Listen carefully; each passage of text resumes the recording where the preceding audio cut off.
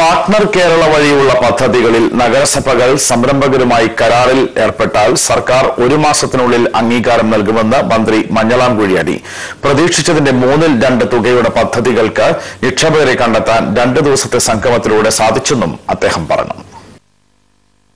നഗരവികസന പദ്ധതികൾക്ക് സ്വകാര്യ പങ്കാളിത്തത്തിലൂടെ പണം കണ്ടെത്തുന്നതിനായി നഗരകാര്യ വകുപ്പ് സംഘടിപ്പിച്ച പാർട്ണർ കേരള സംഗമത്തിൽ നിക്ഷേപകരുടെ മികച്ച പ്രതികരണം. 100 താൽപര്യപത്രങ്ങളിൽ നിക്ഷേപകർ ഒപ്പിട്ടു.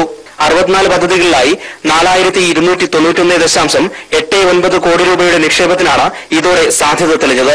പാർട്ണർ കേരള വഴിയുള്ള പദ്ധതികളിൽ നഗരസഭകൾ സംരംഭകരുമായി കരാറിലേർപ്പെട്ടാൽ സർക്കാർ 1 മാസത്തിനുള്ളിൽ അംഗീകാരം നൽകുമെന്ന് മന്ത്രി മഞ്ഞളാം കുഴിയാലി. ഈ പദ്ധതികൾക്ക് ഇവര് നഗരസഭ തീരുമാനിച്ച 1 മാസത്തിനകം പെർമിഷൻ കൊടുക്കാൻ പറ്റുന്ന രീതിയിൽ അത് റീഷേപ്പ് ചെയ്യാനുള്ള ശ്രമമാണ് ഞങ്ങൾ നടത്തുന്നത്. പിള്ളേർ താമസം മറ്റുള്ളവരുണ്ടാകാൻ പാടില്ല.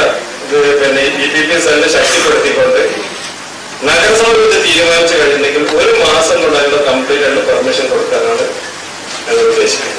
65,000 കോടി രൂപയുടെ നിക്ഷേപം ആവശ്യമുള്ള 84 പദ്ധതികളാണ് സംസ്ഥാനത്തെ വിവിധ നഗരസഭകളും വികസന അതോറിറ്റികളും പാർട്ണർ കേരള സംഗമത്തിൽ അവതരിപ്പിച്ചത്.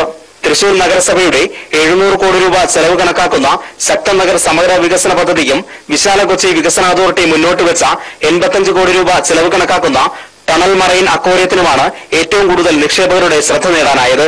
4 നിക്ഷേപകരാണ് ഈ പദ്ധതികളിൽ താൽപര്യം പ്രകടിപ്പിച്ചിട്ടുള്ളത്.